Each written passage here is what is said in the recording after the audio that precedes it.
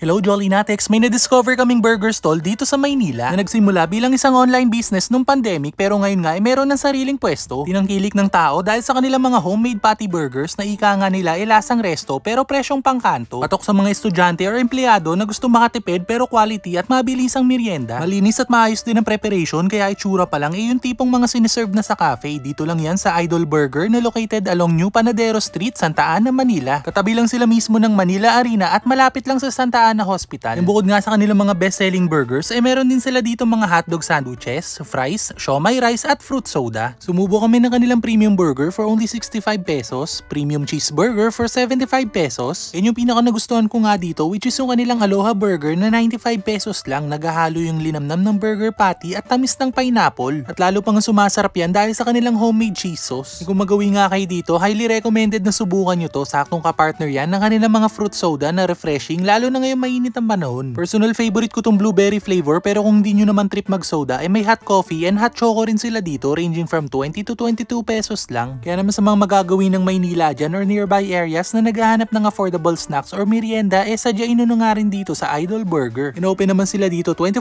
hours except Monday and Sunday, so paano until our next food trip?